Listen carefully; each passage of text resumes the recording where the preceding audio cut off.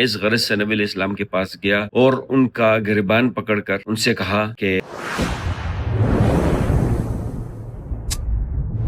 ایک یہودی عالم تھا جس کا نام تھا زید بن ثانہ۔ اس نے کہا کہ میں نے جب نبی علیہ السلام کو دیکھا تو میں نے ان کے اندر تمام نشانیاں پا لی، لیکن دو نشانیاں ایسی تھیں جن کو میں آزمانا چاہتا تھا۔ میں دیکھنا چاہتا تھا کہ کیا وہ دو نشانیاں بھی نبی اکرم صلی اللہ علیہ وسلم کے اندر ہیں یا نہیں۔ چنانچہ اس غرض سے وہ مدینہ میں چلا گیا اور نبی علیہ السلام کے پاس گیا اور دیکھا کہ نبی علیہ السلام اپنے کچھ صحابہ کے ساتھ مسجد سے باہر تشریف لا رہے ہیں۔ وہیں پر تھے کہ اتنے میں ایک شخص جو کہ بدو لگ رہا تھا دیکھنے میں، وہ آیا اور اس نے نبی علیہ السلام کو یہ کہا کہ یا رسول اللہ، میرے کچھ ساتھی جو اسلام لے کے آئے ہیں، میں نے ان کو کہا تھا کہ اگر تم اسلام قبول کر لو تو تمہارے اوپر رزق کی وسعت ہو جائے گی، ہر چیز میں اضافہ ہو جائے گا، لیکن جب وہ اسلام لے کے آئے ہیں تو وہاں پر قحط سالی بڑھ گئی ہے اور بارش بھی نہیں ہو رہی، اور مجھے اس چیز کا ڈر ہے کہ جس طرح وہ طمع اور لالچ میں اسلام لے کے آئے تھے، اسی طرح طمع اور لالچ میں وہ اسلام سے بھی نکل جائیں گے۔ چنانچہ آپ کچھ عطا کریں تاکہ میں ان کو دوں اور وہ اسلام کے اوپر ہی قائم رہیں۔ یہ یہودی عالم کہتا ہے کہ میں نے اس وقت دیکھا کہ نبی علیہ السلام نے اپنے ایک ساتھی کی طرف اشارہ کیا جو کہ حضرت علی رضی اللہ تعالیٰ عنہ تھے کہ کیا کچھ ہے۔ انہوں نے کہا یا رسول اللہ، ابھی کچھ بھی ہے نہیں ہے، کچھ باقی نہیں ہے اس کو دینے کے لیے۔ کہ میں نے آگے بڑھ کر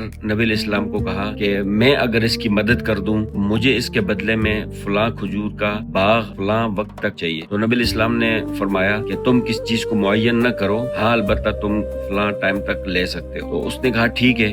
وہ یہودی عالم کہتے ہیں کہ میں نے اپنے پاس سے اس کو 80 مسکال سونا دیا، جو کہ تقریباً 340 گرام بنتا ہے اس ٹائم کے حساب سے۔ وہ سونا دیا نبی علیہ السلام نے، وہ اس کو عطا کر دیا اور کہا جاؤ یہ اپنے ساتھیوں میں برابر برابر تقسیم کر دو۔ پھر یہ زید بن ثانہ ان کا نام تھا، یہ کہتے ہیں کہ ابھی 2 دن مہلت میں باقی تھے، میں نبی علیہ السلام کے پاس آیا۔ میں نے دیکھا کہ نبی علیہ السلام اپنے صحابہ حضرت ابو بکر، عمر، عثمان رضی اللہ عنہم ان کے ساتھ باہر تشریف لے کے آ رہے ہیں۔ تو میں نے سب نشانیاں دیکھی تھی، لیکن میں یہ 2 نشانیاں کہ نبی علیہ السلام کی بردباری ان کے غصے پر غالب ہوتی ہے، دوسرا جب ان کے ساتھ جہالت سے یا ان کے ساتھ نادانی سے پیش آیا جائے تو وہ ان کی بردباری اور بڑھ جاتی ہے۔ یہ 2 نشانیاں میں آزمانا چاہتا تھا۔ چنانچہ میں اس غرض سے نبی علیہ السلام کے پاس گیا اور ان کا گریبان پکڑ کر ان سے کہا کہ اے اولاد عبد المطلب، کیا آپ لوگ ایسا ہی کرتے ہیں کہ کسی کو مہلت دینے کے بعد دیا ہوا عطا نہیں کرتے؟ تو وہ کہتے ہیں کہ میں نے دیکھا حضرت عمر رضی اللہ تعالیٰ عنہ میری طرف غصے سے دیکھ رہے ہیں اور ان کی آنکھیں ایسا گول گول گھوم رہی ہیں، تو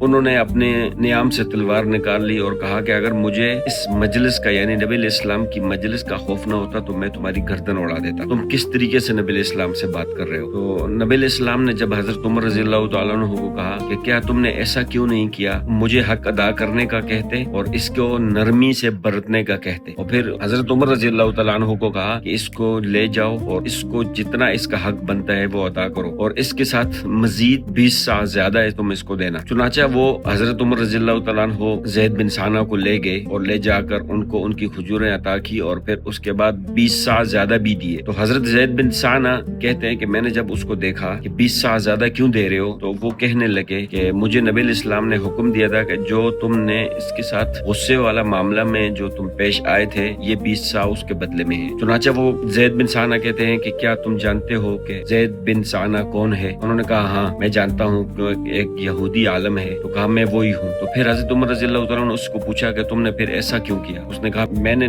تمام نشانیاں دیکھ لی تھی، لیکن یہ 2 نشانیاں میں آزمانا چاہتا تھا کہ یہ 2 نشانیاں آیا نبی علیہ السلام کے اندر ہیں یا نہیں، تو میں نے ان کو کامیاب پایا۔ حضرت زید بن ثانہ نے کہا کہ تم اس چیز پر گواہ رہنا کہ رضیت باللہ ربن وبالاسلام دینا وبمحمد نبیا، کہ میں اللہ کے رب ہونے پر اور اسلام کے دین ہونے پر اور محمد کے نبی ہونے پر میں اسلام لے کے آتا ہوں، اور وہ اسلام لے کے آئے۔ اور پھر اس کے بعد انہوں نے کہا کہ میں اس وقت مدینے میں سب سے امیر آدمی ہوں اور میری آدھی دولت تمام مسلمانوں کے لیے وقف ہے۔ تو حضرت عمر رضی اللہ تعالیٰ عنہ نے اس کو کہا کہ تم اپنی آدھی دولت تمام مسلمانوں کے لیے وقف نہیں کر سکتے، کیونکہ تمہیں نہیں معلوم کہ تمام امت کتنی ہے، لہٰذا تم آدھی امت کو ہو۔ اس نے کہا ٹھیک ہے۔ پھر وہ نبی علیہ السلام کی خدمت میں حاضر ہوئے اور وہاں پر انہوں نے کلمہ شہادت پڑھ کے اسلام قبول کر لیا، اور پھر بعد میں کئی غزوات میں نبی علیہ السلام کے ساتھ شریک ہوئے، اور غزوہ تبوک کے موقع پر ان کی وفات ہو گئی۔